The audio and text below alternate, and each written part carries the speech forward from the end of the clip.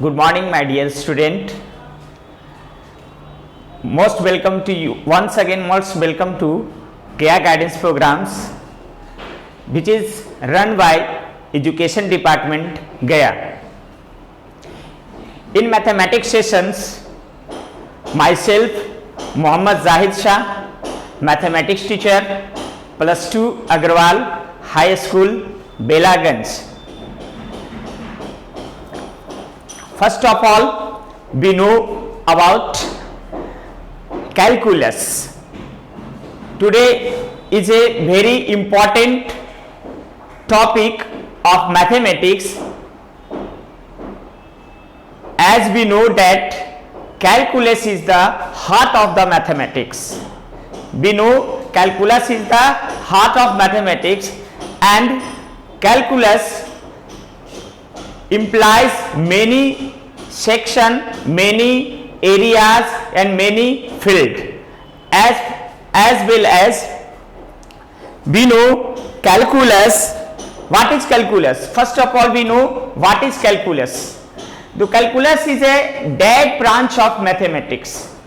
Dead branch of mathematics in which we concerned about the calculation of instantaneous rate of change.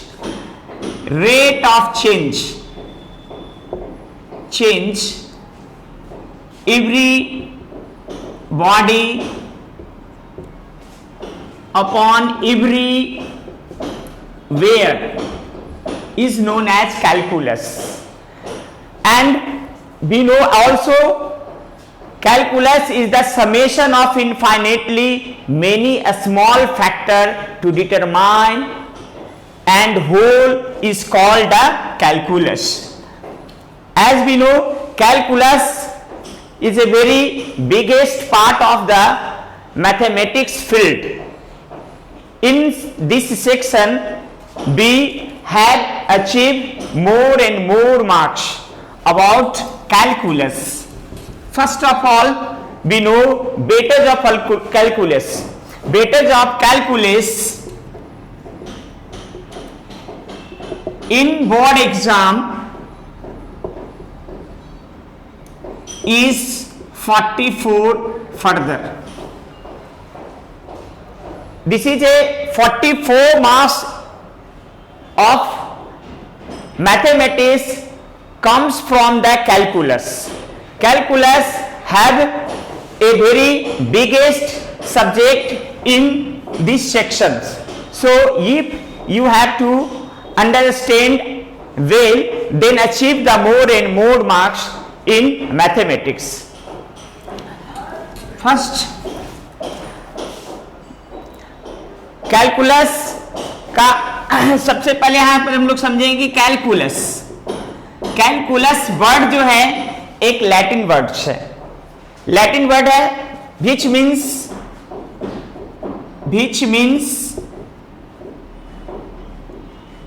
calculation, or accumulate. Calculus का साधारण आप इसका शब्दों में जब हम लोग बयान करेंगे तो इसका मतलब होता है कैलकुलेशन को ही जब हम लोग कैलकुलेशन या कभी एक्युमुलेट करते हैं तो वो जो मीनिंग आएगा वो हमारा कैलकुलस से सीधा सटीक बैठता है. इसका मतलब होता है इकट्ठा करना, जमा करना, एक्युमुलेट करना. और पुराने जमाने में कैलकुलस का हम लोग प्रयोग करते आए हैं. इसका बहुत सारे मेनी ब्रांचेज बने, लेकिन यह 17वीं शताब्दी में कहीं जाकर इसका मूर्त रूप प्राप्त हुआ. सबसे पहले हम लोग जानेंगे ब्रांच ऑफ कैलकुलस. कैलकुलस को भी बहुत सारे ब्रांच हैं बच्चों. कैलकुलस का भी हम लोग बहुत सारे ब्रांचेज हैं, क्योंकि इसका ब्रॉड सेक्शन होता है. तो उस ब्रॉड सेक्शन के हिसाब से हम लोग को फर्स्ट में पढ़ना है कैलकुलस में फंक्शन. सेकंड में हम लोग को पढ़ना है इसमें limit and continuity function. Third में पढ़ना है डिफरेंशिएबिलिटी डिफरेंशिएबिलिटी।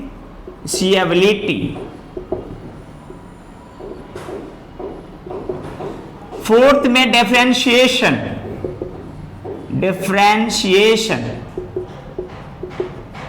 फिफ्थ में पढ़ना है हम लोग का इंटेग्रेशन।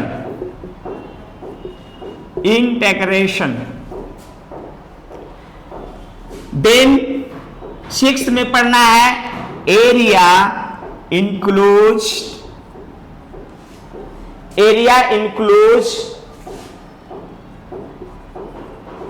बाय कर्व और differential equation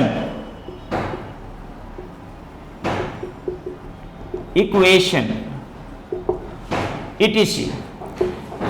first of all ये दो जो चैप्टर हैं हम लोग को +1 में पढ़ना है, और बाकी जो 3 के बाद जो जितने चैप्टर हैं वो हम लोग को +2 में पढ़ना है।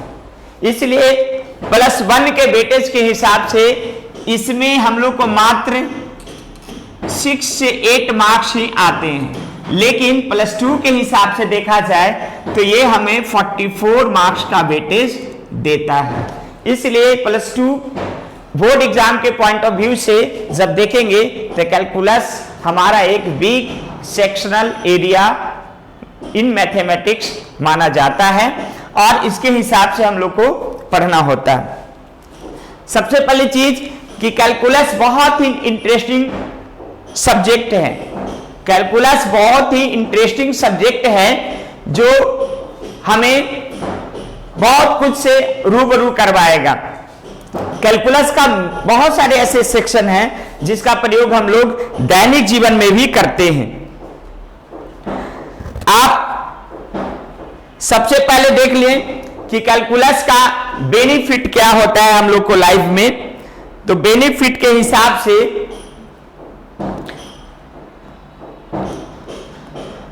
Application of calculus, practical application of calculus समझ लीजिए कि calculus has many practical application in real life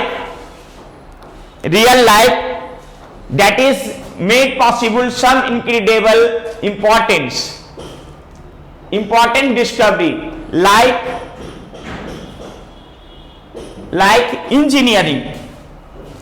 engineering section में देखिए कैलकुलस का हम लोग सबसे ज्यादा प्रयोग करते हैं। हमारा जो ब्रांच ऑफ मैथमेटिक्स का बहुत सारा ऐसा पार्ट्स है जो इंजीनियरिंग में हमारी जरूरत पड़ती है, और उसमें सबसे ज्यादा कैलकुलस का प्रयोग करना पड़ता है। देन आफ्टर आप देख लीजिए मटेरियल साइंस, कोई भी चीज हम लोग बनाते हैं तो इसके लिए हम लोग चेंजिंग के बारे में पढ़ना रहता है, तो उसमें अप्लाई करते हैं हम लोग कैलकुलस को, तो मटेरियल साइंस भी यूज कर सकते हैं। इलेक्ट्रिसिटी देख लीजिए, इलेक्ट्रिसिटी में भी हम लोग कैलकुलस का प्रयोग करते हैं। फ्लाइट में इवन जो हम लोग फ्लाइट करते हैं या ट्रांसपोर्टेशन करते हैं, ट्रांसपोर्टेशन में हम लोग कैलकुलस का प्रयोग करते हैं। उसके बाद ऑप्टिक्स जो हमारा फिजिक्स का बहुत इंपॉर्टेंट चैप्टर माना जाता है, उसमें भी हम लोग कैलकुलस का प्रयोग जो बहुत ज्यादा करते हैं। इसके अलावा आता है एकॉस्टिक साउंड भी जो एक मूवेबल साउंड है, उसमें हम लोग इसका प्रयोग सबसे ज्यादा करते हैं। इसके अलावा आप बेसिकली देख लीजिए तो कैलकुलस का प्रयोग केमिस्ट्री में, कैलकुलस का प्रयोग फिजिक्स में, कैलकुलस का प्रयोग इकोनॉमिक्स में, इवन बहुत सारे ऐसे सेक्शन हैं जिसमें हम लोग इसका प्रयोग करते हैं। फर्स्ट ऑफ ऑल देख लीजिए, फिजिक्स के माध्यम से अगर हम लोग देखते हैं तो वेलोसिटी का प्रयोग एज ए हम लोग कैलकुलस कैसे कर सकते हैं, तो it's means rate of displacement means dx upon dt, यानी हम लोग v को dx अपॉन dt के रूप में लिख सकते हैं। फिर फर्दर मोर जाइए तो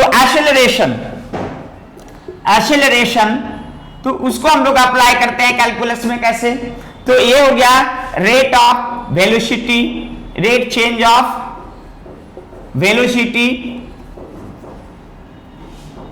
ए मीन्स हो गया dv upon dt, dv upon dt। तो इस तरह से फिजिक्स में मोशन हो गया आपका, मोशन के अलावे आपका इलेक्ट्रिसिटी हो गया, हीट हो गया, लाइट हो गया, हार्मोनिक मोशन हो गया, एस्ट्रोनॉमी हो गया, फोटोग्राफिक हो गया, रोबोटिक में हो गया, video game, even movie are used as a calculus.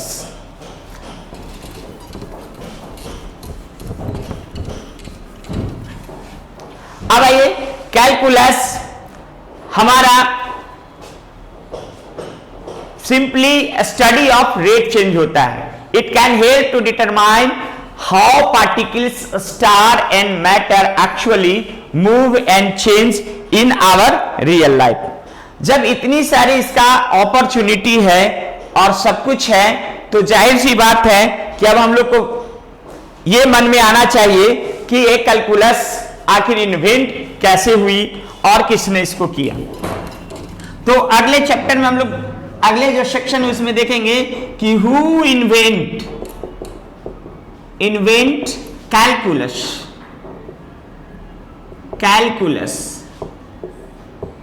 तो इसमें हम लोग समझते हैं कि कैलकुलस ऐसे बहुत पुराने जमाने से प्रयोग होता रहा है, लेकिन उसकी उतनी डेवलपमेंट नहीं हुई थी।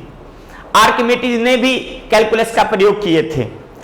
इसके अलावे और भी हमारे इंडियन मैथमेटिशियन रामानुजन में भी प्रयोग किया गया था, पर वो एक डेवलपमेंट फॉर्म में नहीं था। ये half of the 17th century दो big person mathematician who know sir Isaac Newton from UK, Sir Isaac Newton from UK. He is the person who developed the calculus. He is the person who developed the calculus, and second name is Gottfried Wilhelm Leibniz. Gottfried Wilhelm Leibniz is the person who comes from Germany. ये दो smart person हैं जिन्होंने 17th century के half में जाकर उन्होंने calculus का एक डेवलपमेंट फॉर्म दिया। अब इसमें हम लोग देखें कि ये दोनों का जो कैलकुलस का डेवलपमेंट है एज ए मॉडर्न कैलकुलस कहलाता है। Modern calculus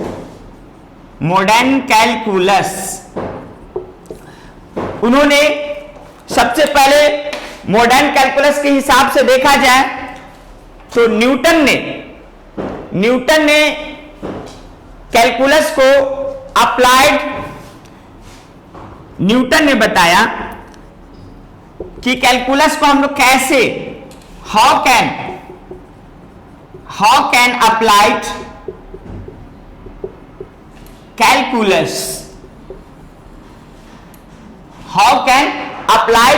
calculus indirectly physical system. उन्होंने इस चीज पर काम किया, इस सिद्धांत पे काम किया और बहुत सारे कैलकुलस के रूल, बहुत सारे उसका जो तरीका है, उसका चेंजिंग रेट ऑफ चेंजिंग है, उसको उन्होंने डिस्क्राइब किया और तब से फादर ऑफ कैलकुलस के रूप में हम लोग सर आइजैक न्यूटन को मानते हैं। इसके अलावे एक जर्मनी के हमारे साइंटिस्ट हैं जिसका नाम हम लोग सब जानते हैं, गॉटफ्राइड विल्हेम लाइबनिज। उन्होंने भी कैलकुलस को और ज्यादा इनहेंस किया और इनहेंस करने के बाद लेबनिज साहब ने is develop as notation of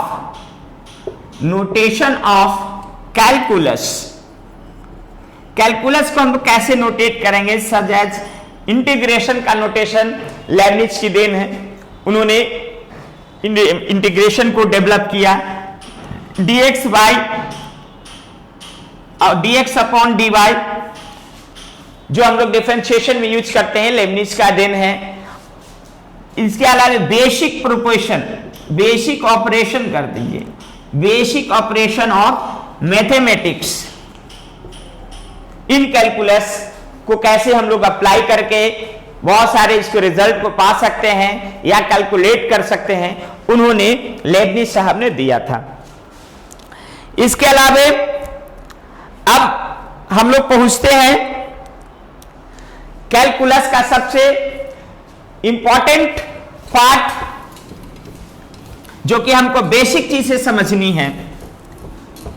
ऐसे इंट्रोडक्शन ऑफ कैलकुलस को में उतना ज्यादा नहीं होता है, लेकिन मुख्य जो बातें हैं हमें समझने की आवश्यकता होती है। सबसे पहले हम लोग जानेंगे infinity. Infinity, infinity means infinite. यहां पर इन्फिनिटी का मतलब ही होता है, infinity is an idea of something that has no end. An idea of something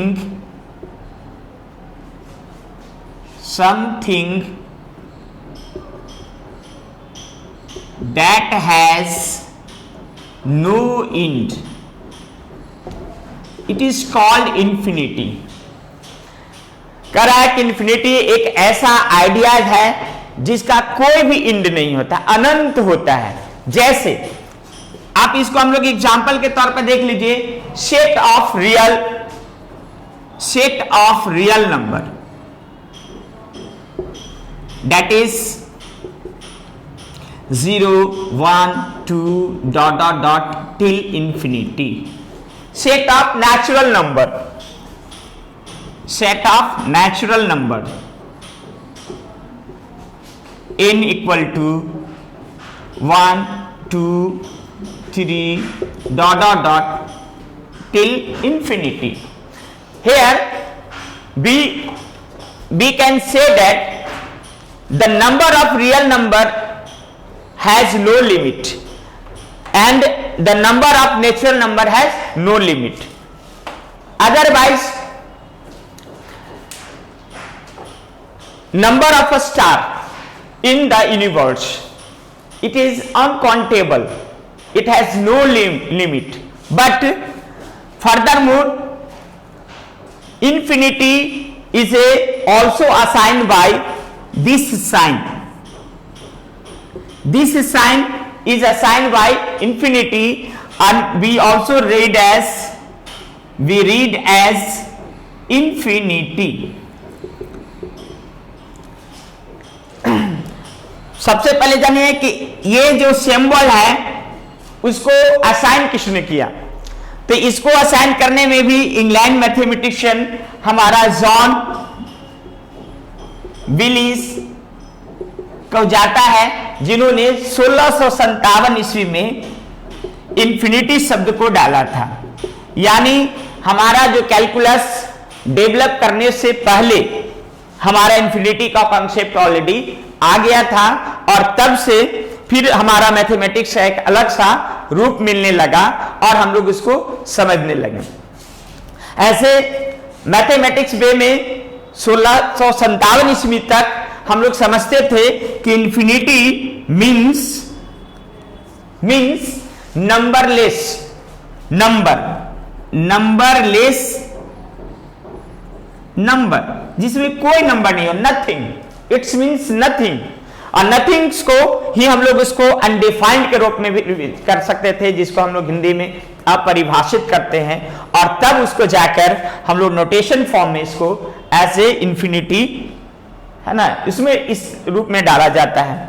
फिर आइए इसके अलावा देखा जाता है तो इतना ही नहीं है, आगे और भी दिलचस्प इंफिनिटी के बारे में हम लोग जानने की कोशिश करते हैं। इंफिनिटी का वैल्यू ऐसे देखा जाता है, ऐसे वैल्यू कुछ नहीं होता है, और नहीं इसका कोई मतलब हम लोग उसको न्यूमेरिकल वैल्यू इसको कंसल्ट कर सकते हैं, लेकिन एज इंफिनिटी 1/0।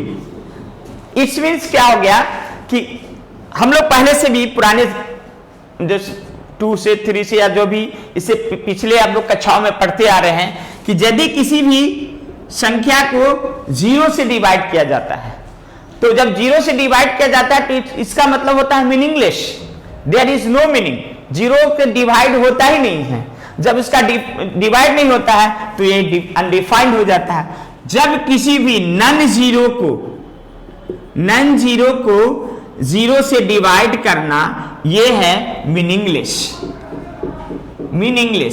आप इसको कह सकते हैं कि 10/0 इट्स मीन्स मीनिंगलेस। 10 में 0 से डिवाइड नहीं कर सकते हैं। 0 से हम लोग किसी भी संख्या, डिवाइड का कॉन्सेप्ट होता है a number divide by non zero number means 0 को छोड़कर आप किसी संख्या को किसी से भी डिवाइड कर सकते हैं, तो इट्स मीन्स वो मीनिंगफुल हो जाता है। तो यहां पर हम लोग देख रहे हैं कि इंफिनिटी का मान हमारा क्या आ रहा है 1/0, और इट मीन्स होता है अनडिफाइंड। क्या होता है? Undefined. There is no any value of any numerical value of that portions.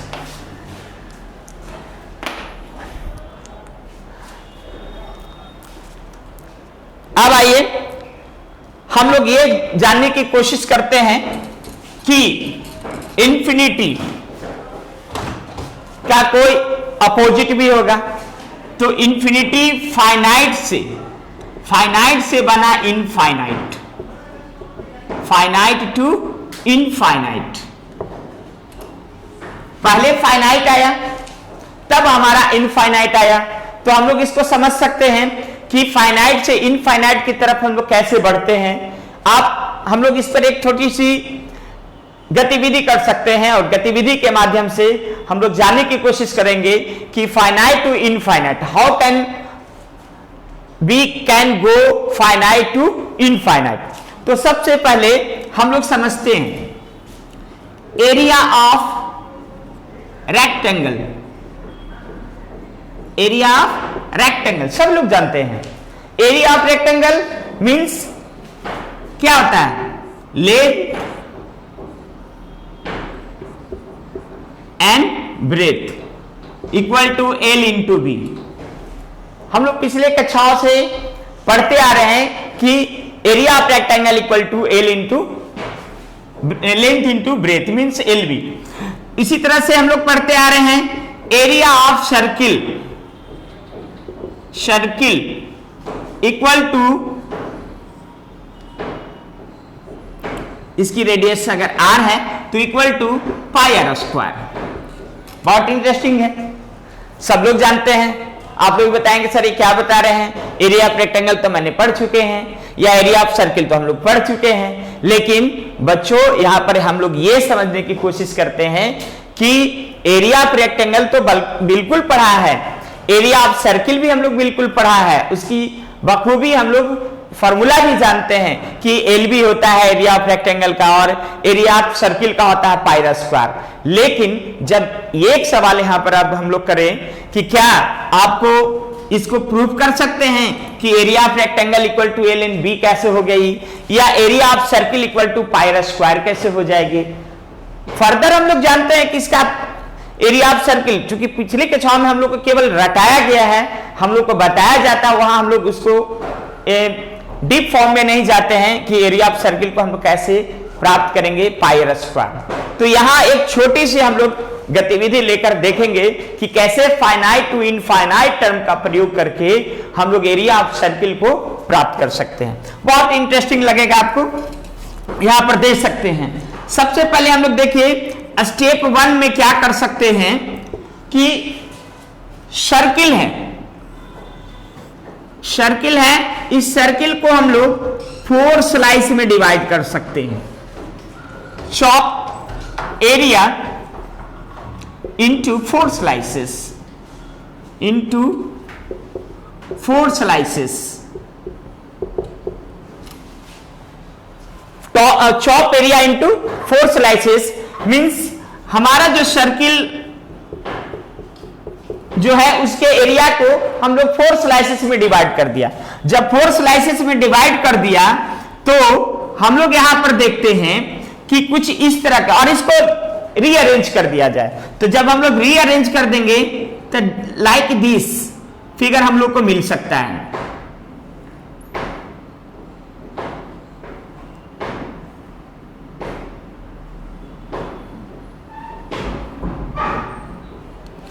और इसको हम लोग शेडेड पोर्शन कर देते हैं। अब यहां पर देखिए area of circumference of circle हम लोग का क्या मिलेगा, 2 पाई आर होता है। सरकमफ्रेंस ऑफ सर्किल क्या होता है, 2 पाई आर होता है, लेकिन हाफ सरकमफ्रेंस हमारा ऊपर चला जाएगा, हाफ सरकमफ्रेंस नीचे आ जाएगा। तो यहां से यहां तक की सिर्फ आपका जो लेंथ हो जाएगी पाई आर, और ये रेडियस जो है वो आपका एज ए लेंथ कम कर जाएगा। फिर अब आइए इसी को हम लोग चलते हैं, अब 4 के बजाय 8 स्लाइसेस में डिवाइड कर सकते हैं। इसको 8 स्लाइसेस में जब डिवाइड करेंगे तो यही हमारा जो है फिगर कुछ इस तरह से दिखाई पड़ सकता है।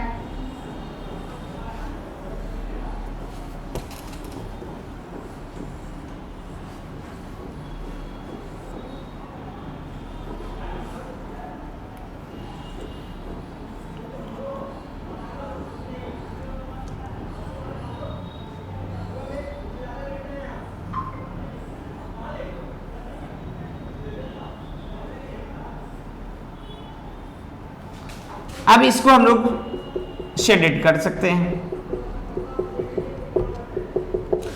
यहां भी देखिए इसी सरकमफ्रेंस को फिर हम लोग छोटे छोटे और डिवाइड में इसको स्लाइसेस में तोड़ सकते हैं। फिर भी हमारे यहां पर जो लेंथ रहेगा वो पाई आर रहेगा, और यहां जो ब्रेथ रहेगा वो आर रहेगा। फिर उसके बाद और भी हम लोग इसको ब्रेक कर सकते हैं। अब इसको जब ब्रेक करना हो तो 8 के बजाय मेनी, इसको हम लोग कर सकते हैं repeat with more slices take to infinity. Repeat with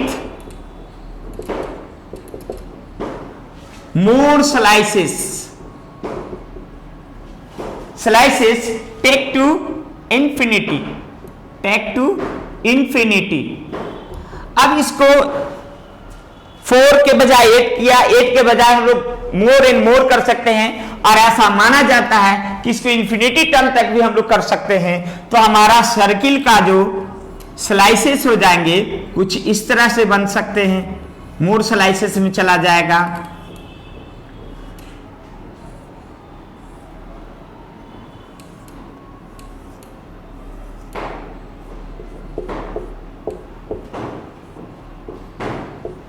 और तब हमारा जो फिगर है रीअरेंज होकर इस तरह से कुछ बन सकता है।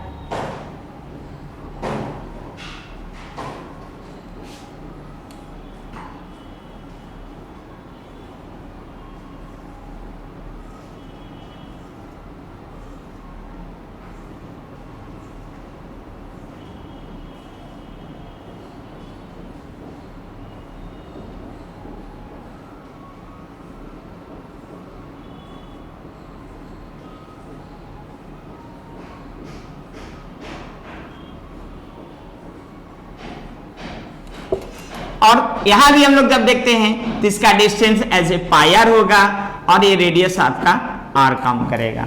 जब इसको हम लोग इनफाइनाइट फॉर्म में समझेंगे तो एक समझिए यहां पर लोकस ऑफ पॉइंट के रूप में आ जाएगा, और हमारा figure as a rectangle form हो जाएगा।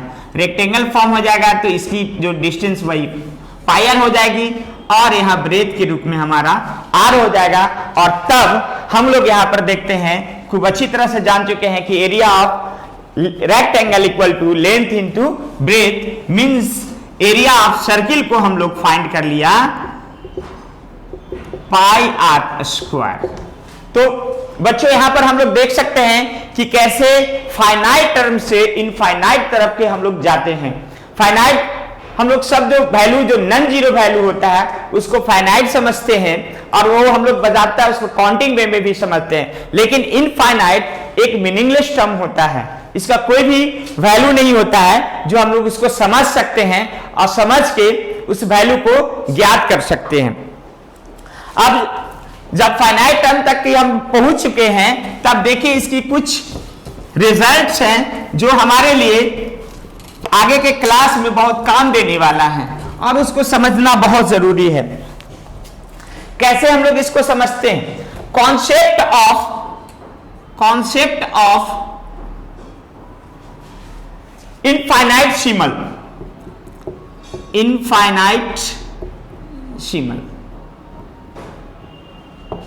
अब यहां देख लीजिए, हम लोग सब जान चुके हैं कि इंफिनिटी मीन्स क्या होता है।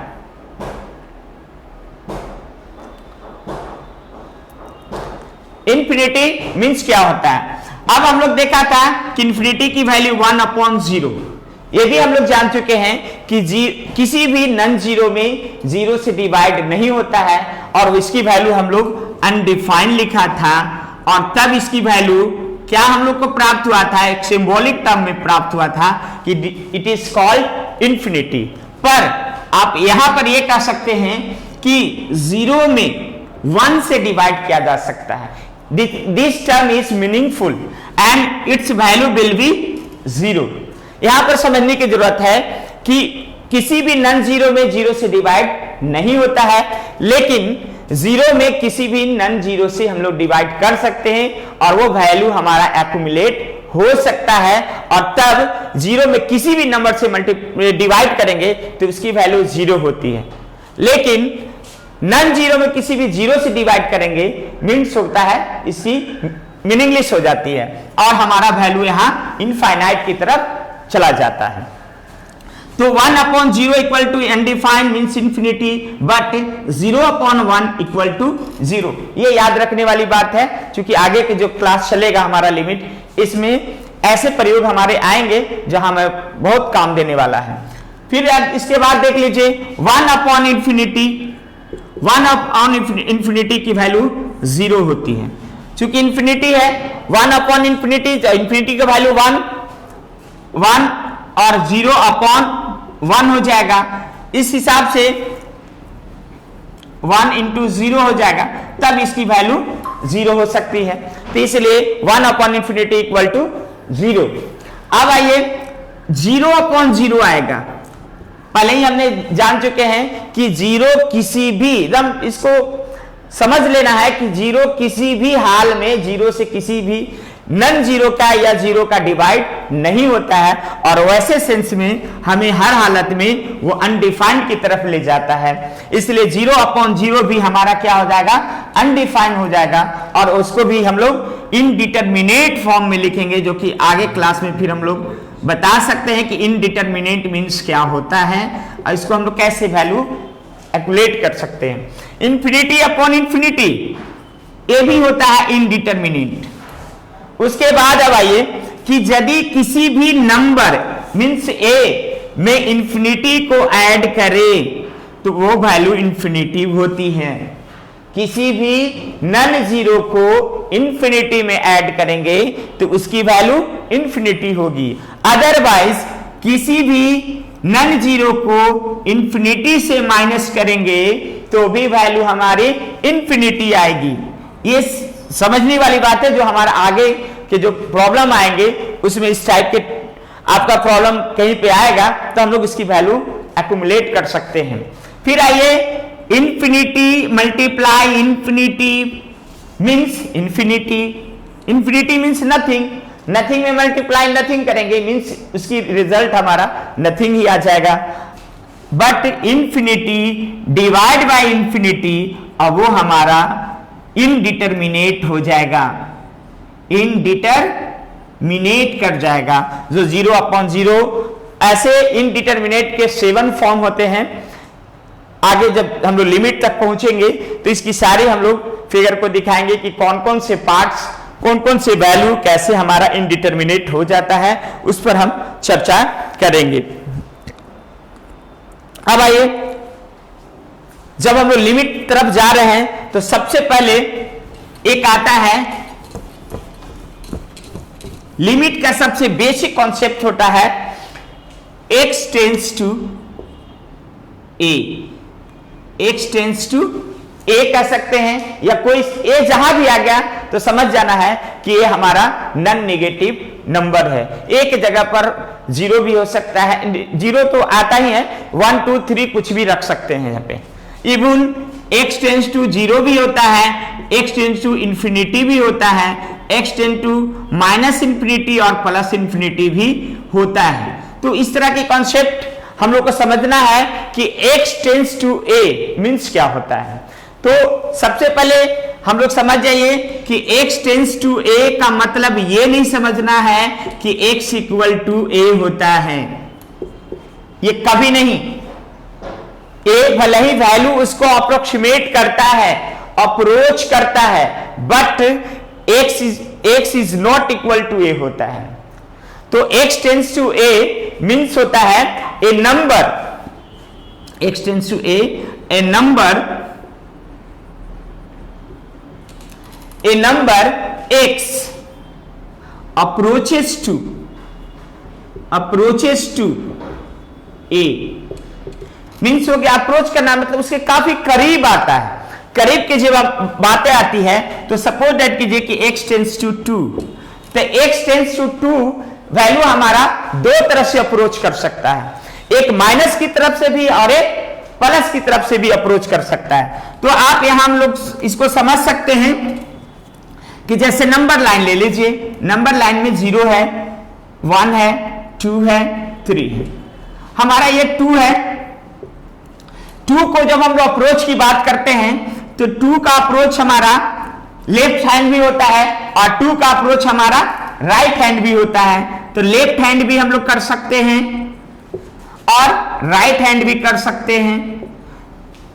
जब अप्रोचिंग जाएंगे तो इसके 1 पॉइंट, अगर लेफ्ट हैंड से अप्रोचिंग करेंगे तो 1.1 कर सकते हैं, 1.0, 1.2, 1.9, 1.99, 1.999 something, which is called x tends to 2 means 2 is approaching to x, या x is approaching to 2, not equal to 2, but it is approximate value of 2 from left side.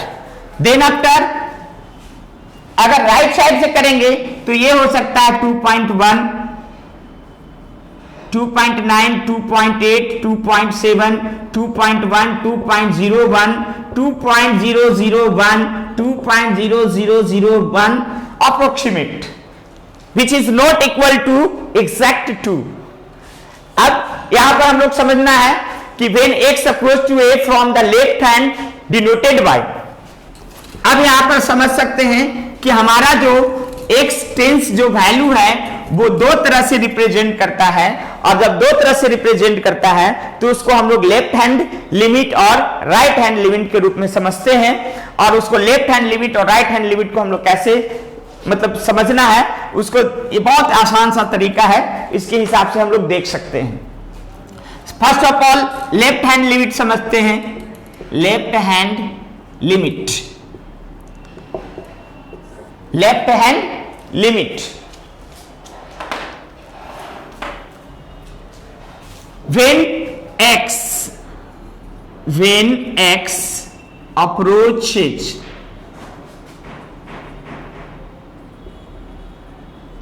to a from the left side, from the left side, left side, it is denoted by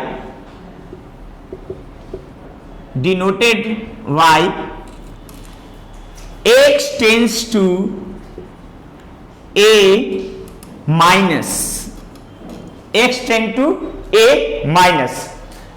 और इसका मतलब हो गया कि जब ये किसी number से होता है तब हम लोग इसको लिमिट फॉर्म में लिख सकते हैं, limit x tends to a minus.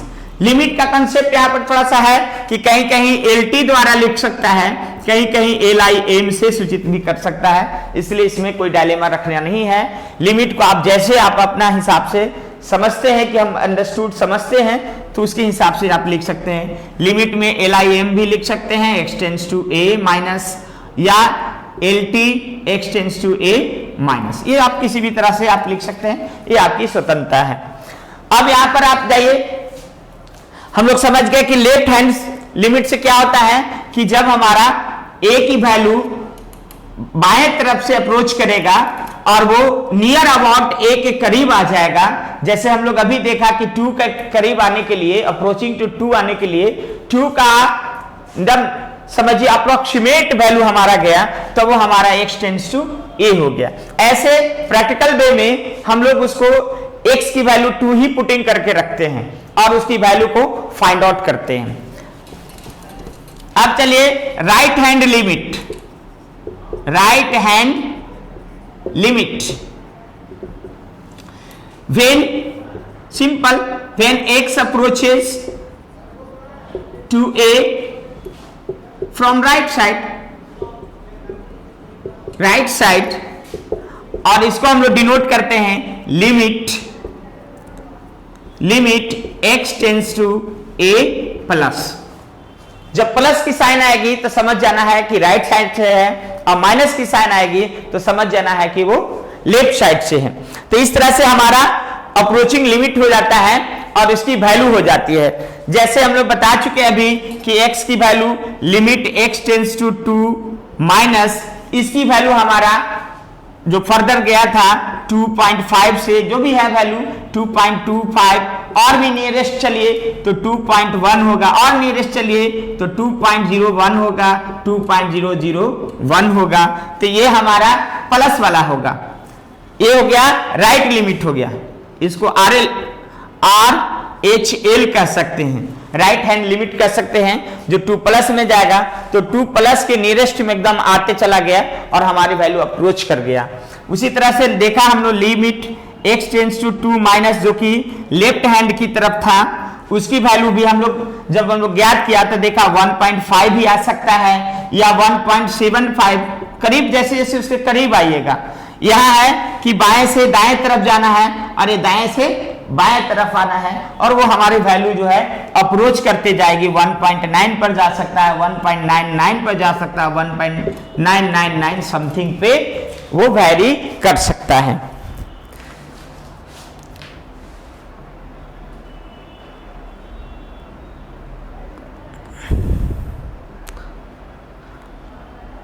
अब आइए कॉन्सेप्ट ऑफ लिमिट।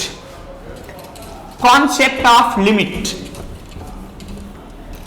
थोड़ा समझना है कि लिमिट का हमारे पास क्या कॉन्सेप्ट होना चाहिए, हम कैसे समझ सकते हैं कि लिमिट वैल्यू हम उसको डाल सकते हैं। सबसे पहले कॉन्सेप्ट ऑफ लिमिट को समझने के लिए हम लोग एक छोटा सा फंक्शन ले लेते हैं, ठीक है। फंक्शन आप f ऑफ x ले लीजिए इक्वल टू, हम जैसे 2x plus 3 is a function and find the value of x equal to 1। First में आप निकाल लीजिए कि x इक्वल टू 1, और सेकंड में हम लोग इसको निकाल सकते हैं x टेंड्स टू 1। यही दोनों को हम लोग को समझना है कि फंक्शन वैल्यू क्या होती है जो डायरेक्ट हम लोग पुटिंग करके निकालते हैं, और लिमिट वैल्यू क्या होता है जो हम लोग x टेंड्स टू a करके निकालते हैं। तो उसको निकालने के लिए हम लोग यहाँ पे देख सकते हैं, सबसे पहले function of x equal to 2x plus 3 है, तो f of 1 equal to 2 into 1 plus 3 means 2 plus 3 means 5। कुछ नहीं हुआ, ऐसे वैल्यू में हम लोग डायरेक्ट उसकी वैल्यू को पुट अप कर दिया। x की जगह पर जहां जहां x है वहां वहां 1 की वैल्यू पुट हो गई, तो ये हमारा x इक्वल टू 1 का फंक्शन का वैल्यू एग्जैक्टली आ गया। 5 वैल्यू जो है ये एग्जैक्टली है, ये कैसा वैरी कैरी करता है, एग्जैक्टली वैरी करता है। लेकिन जब इसी को हम लोग x टेंड्स टू 1 के फॉर्म में अगर हम लोग इसको ज्ञात कर सकते हैं, तो हम लोग देख लीजिए एज ए लिमिट इसको हम लोग कैसे अप्रोच कर सकते हैं। x टेंड्स टू 1 मीन्स हो गया कि function of x equal to 2x plus 3 approaches to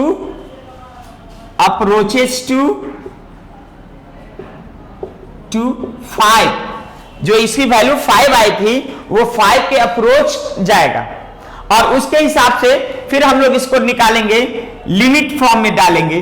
तो लिमिट x टेंस टू, हम लोग 1 निकाल सकते हैं, तो फंक्शन ऑफ x मीन्स इसकी वैल्यू हो जाएगी लिमिट x टेंस टू 1 और 2 into 1 plus 3 means 5. 5 is not exactly value, it is approached value, it is approached to 5 only.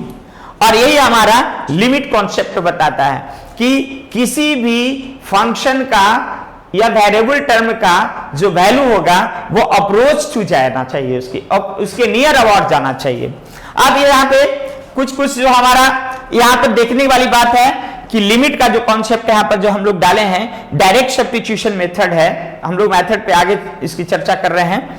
तो ये डायरेक्ट इसलिए आया कि चूंकि ये वैल्यू हमारा फाइनाइट की तरफ जा रहा है, जब फाइनाइट की तरफ वैल्यू जाएगा तो डायरेक्ट सब्स्टिट्यूट करके हम लोग लिमिट की वैल्यू ज्ञात कर सकते हैं, और जब इनफाइनाइट की तरफ जाएगा तब हम लोग वैल्यू को उसमें कैलकुलेट करके, उसकी कैलकुलेट की मेथड है, उस मेथड पे हम लोग चर्चा करेंगे। अब आइए एक अनदर एग्जांपल ले सकते हैं। अनदर एग्जांपल में देख लीजिए कि एक फंक्शन है x equal to x square minus 1 upon x minus 1। इसके लिए भी हम लोग एट x की वैल्यू रखेंगे, तब फंक्शन ऑफ 1 इक्वल टू, देख लीजिए यहां पर 1 minus 1 upon 1 minus 1 mean 0 upon 0, और ये वैल्यू हमारा इनडिटर्मिनेट हो गया, डिटर्मिनेट हो गया। और इसके स्थिति में ये वैल्यू को हम लोग अब लिमिट के कॉन्सेप्ट से इसको निकालेंगे। जब लिमिट से कॉन्सेप्ट से निकालेंगे, इनडिटर्मिनेट हुआ मतलब x is not equal to 1, x is not equal to 1, तब इसकी फंक्शन हम लोग कैसे निकालेंगे, ये x square minus 1 upon x minus 1 equal to x plus 1, इसको ब्रेक डाउन कर देंगे, x plus 1 into x minus 1 upon x minus 1, और ये कैंसिल हो जाएगा तो x प्लस 1। और तब अब हम इसकी वैल्यू पे जाकर इसके लिमिट की वैल्यू को रखेंगे। Now limit x tends to 1 function of x equal to limit x tends to 1 ये x प्लस 1 यानी 1 प्लस 1 इक्वल टू 2, तब इसकी वैल्यू एग्जैक्ट हमारी 2 आ जाएगी। अब ये 2 जब आ जाएगा तब ये वैल्यू 2 का मतलब हो गया कि ये लिमिट की तरफ से इसकी वैल्यू 2 आई, तो ये 2 एग्जैक्ट मान नहीं है, ये लेफ्ट हैंड से जाएगा 2 अप्रोचिंग 2 और राइट हैंड से भी जाएगा अप्रोचिंग 2, ठीक है। तो इस तरह से इसकी वैल्यू लेफ्ट साइड से अगर देखा जाएगा, left hand limit means limit x tend to 1 minus. अब इसकी जब हम लोग एक टेबल तैयार करेंगे x प्लस 1, तो इसकी वैल्यू हमारी कैसे जाएगी, आप यहां पर हम लोग देख सकते हैं एक टेबल के माध्यम से, ये x है और यहां fx है। जब x की वैल्यू 0.9 रखेंगे, x की वैल्यू 0.9 रखेंगे तो हमारा वैल्यू अप्रोच करेगा 1.9, फिर उसी तरह से 0.99 रखेंगे तो 1.99, 0.999 रखेंगे तो 1.99। जैसे जैसे वैल्यू हम लोग अप्रोक्सीमेट x एक्स्ट्रा इसको रखिएगा और ये अप्रोचिंग टू 2 के आसपास करीब जाएगा। अब इस स्थिति में फंक्शन x टेंस टू 2 की तरफ हमारा जाता है। फिर अब आइए राइट हैंड लिमिट की तरफ से देखेंगे। राइट हैंड लिमिट की तरफ से देखेंगे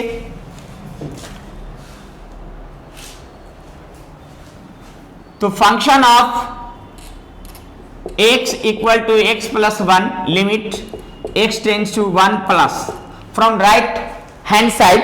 तो इसके हिसाब से जब चलेंगे तो वैल्यू हमारा अप्रोक्सीमेट देखिए कैसे जाएगा, x है fx है। जब वैल्यू हमारा यहां पे 1.1 रखेंगे, 1.1 रखेंगे तो ये वैल्यू अप्रोच होकर 2.1 हो जाएगा। 1.01 रखेंगे तो 2.01 हो सकता है। 1.001 एकदम नियर अबाउट रखा जा रहा है तो ये वैल्यू 2.001। फिर इसके वैल्यू 1.0001 रखेंगे तो 2.0001 x एक्स्ट्रा। इस तरह से हमारा जो है क्लियरली हम लोग कह सकते हैं कि when x tends to 1 from the right hand,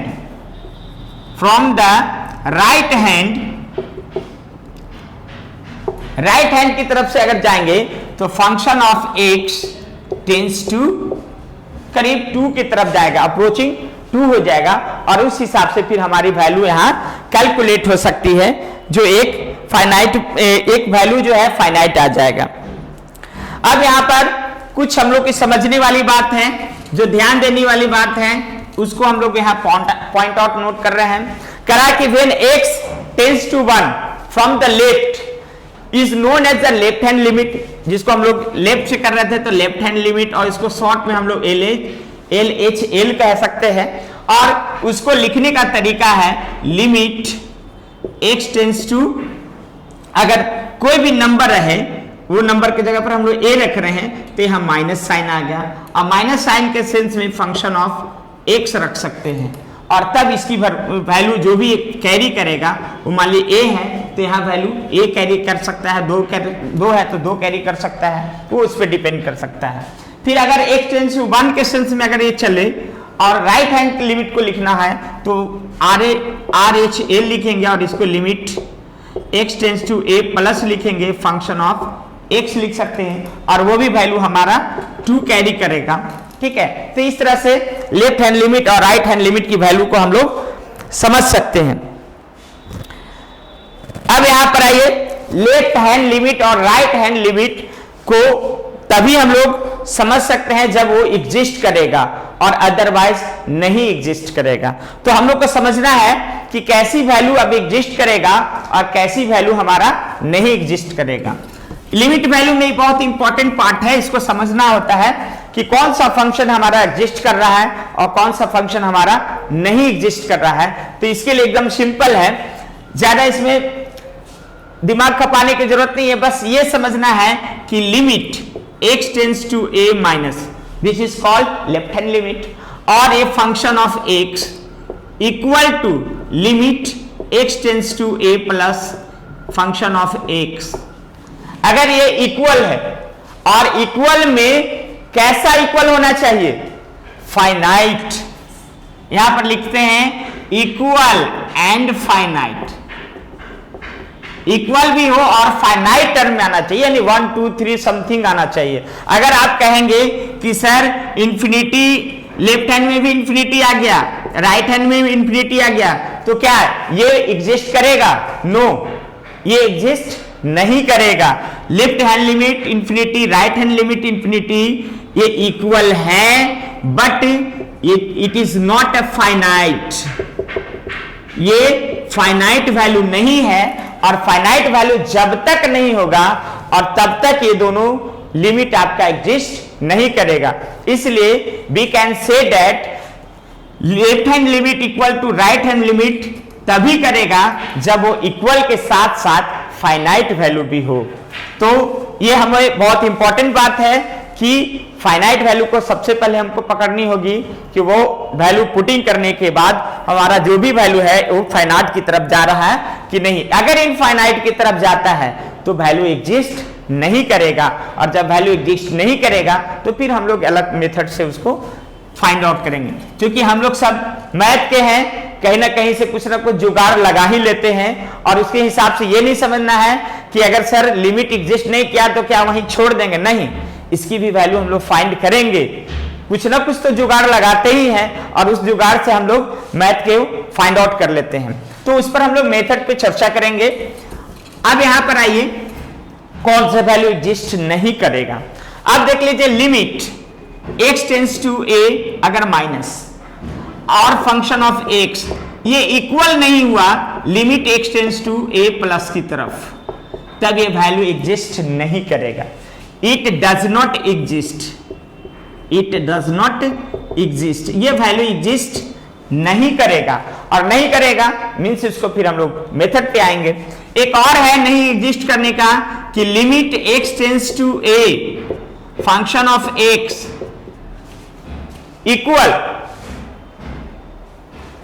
equal to limit x tends to a function of fx as a infinity, यानी नॉट फाइनाइट, then this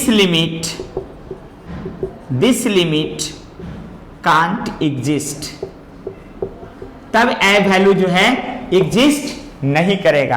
तो एग्जिस्ट नहीं होने के हमारा दो कंडीशन आ गए हैं।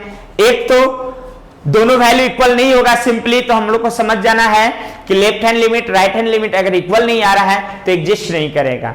लेकिन फिर और भी देखना है कि अगर लेफ्ट हैंड वैल्यू और राइट हैंड वैल्यू फाइनाइट है तभी एग्जिस्ट करेगा, अदरवाइज फाइनाइट नहीं है तो वो एग्जिस्ट नहीं करेगा।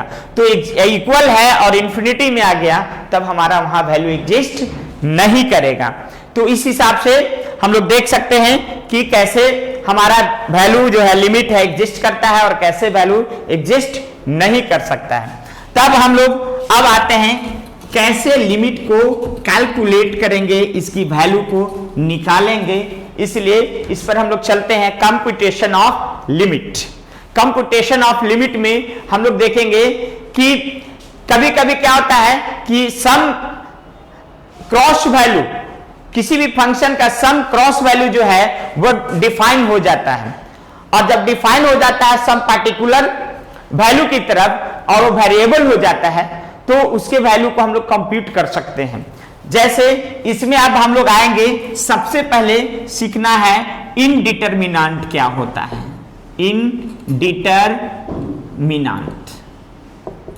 इनडिटरमिनेंट वैल्यू को तरफ हम लोग को पहुंचना है कि क्या होता है। Some time we have cross some function which do not have definite value to some particular value of the variable, that is fx equal to x square minus 1 upon x minus 1।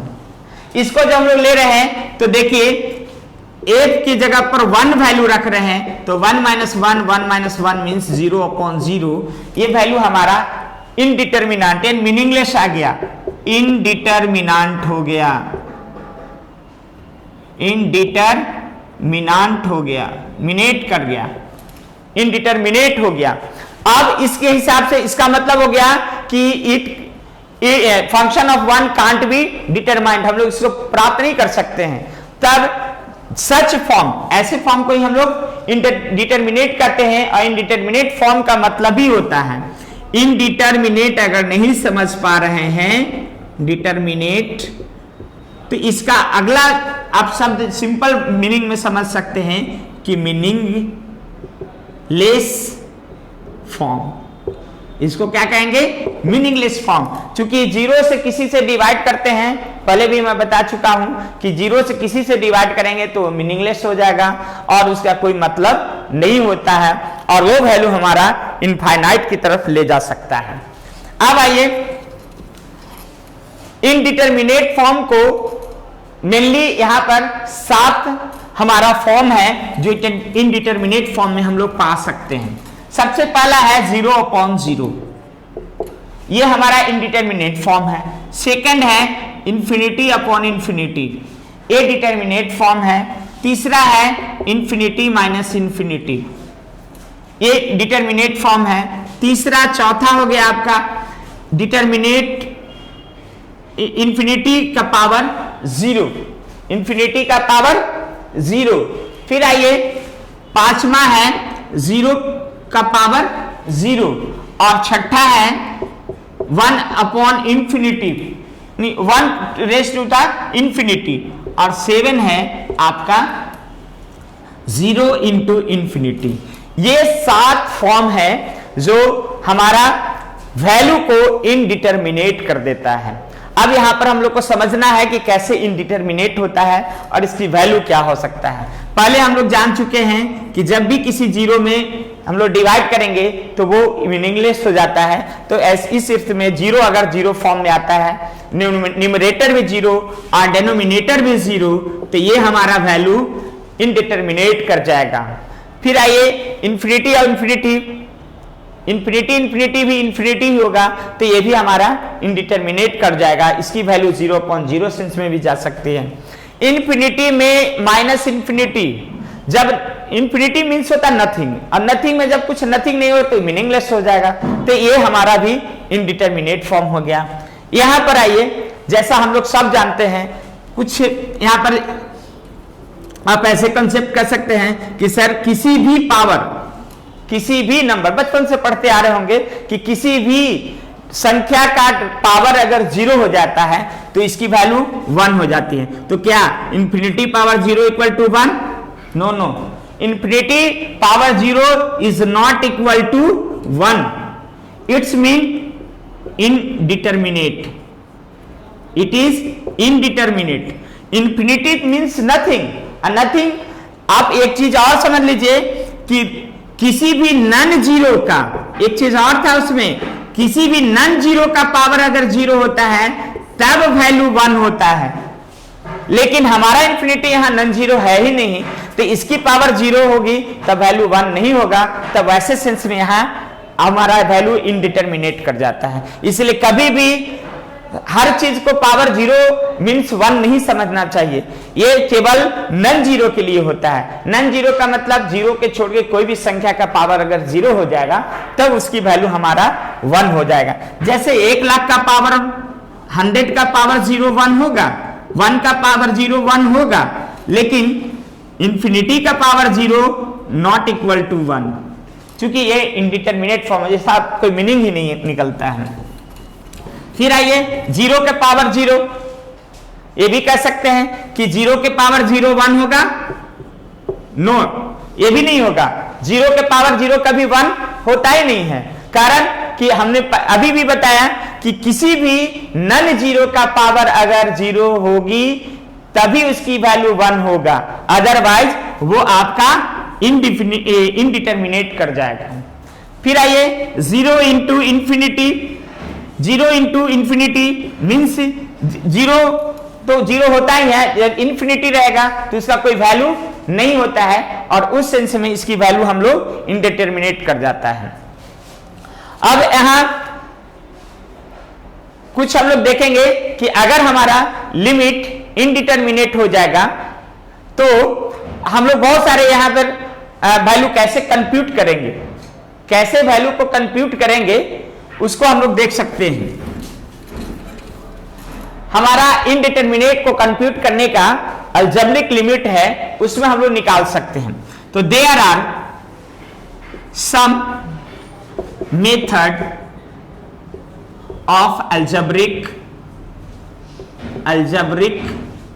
Limit. First of all direct substitution method, direct substitution method. B हो गया factorisation method.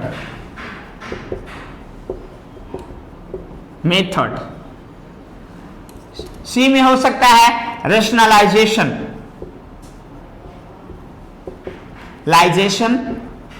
Method. D में हो सकता है आपका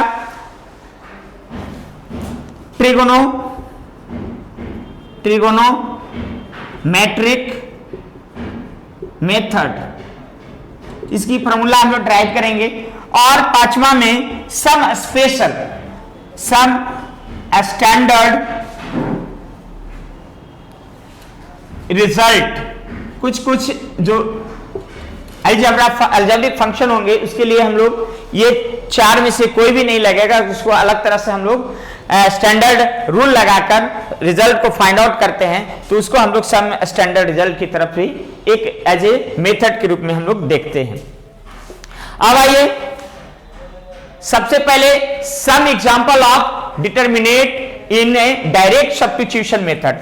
तो यहां पर हम लोग देखें कि कुछ एग्जांपल पहले हम लोग को समझना है कि कैसा फंक्शन हमारा इनडिटरमिनेट हो सकता है, कैसा फंक्शन हमारा डिटरमिनेट हो सकता है उस पर हम लोग देख सकते हैं। तो जैसे लिमिट x टेंड्स टू 0, अब यहां देख लीजिए 1 cos x upon x square equal to, अब यहां देख लीजिए डायरेक्ट वैल्यू यहां 0 रख दीजिए x की वैल्यू, तो हमारा वैल्यू क्या कर जाएगा 1 माइनस 1 अपॉन 1 और यहां 0 हो जाएगा, मीन 0 अपॉन 0 फॉर्म हो जाएगा और ये हमारा इंडिटरमिनेट फॉर्म कर जाएगा। कोई भी वैल्यू को हम लोग डायरेक्ट सब्स्टिट्यूट कीजिए और डायरेक्ट सब्स्टिट्यूट करने के बाद अगर वो वैल्यू 0 अपॉन 0 फॉर्म में आ जाए, इंफिनिटी अपॉन इंफिनिटी फॉर्म में आ जाए या 1 अपॉन इंफिनिटी फॉर्म में आ जाए तो समझ जाइए कि वो हमारा इनडिटरमिनेट फॉर्म में आ रहा है। अब हम लोग इसको एक मेथड के हिसाब से समझ सकते हैं कि कैसे मेथड को सोल्व किया जा सकता है।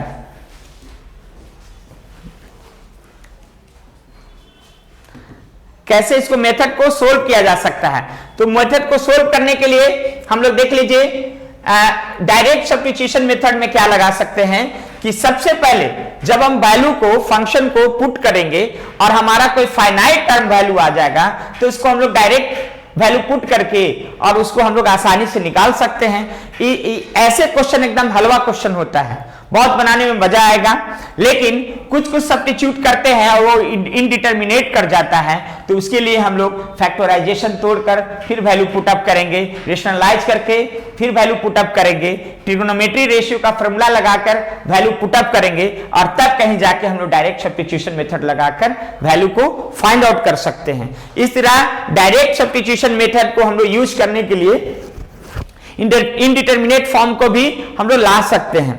अब यहां पर देखिए कुछ वैल्यू हमारा है limit x tends to 1 x square plus 1, तो यहां डायरेक्ट वैल्यू हम लोग x जगह पर 1 पुट कर दे रहे हैं तो वो वैल्यू हमारा फाइनाइट आ जा रहा है, इट्स मीन एग्जिस्ट और ये वैल्यू हमारा कंसर्न्ड हो गया।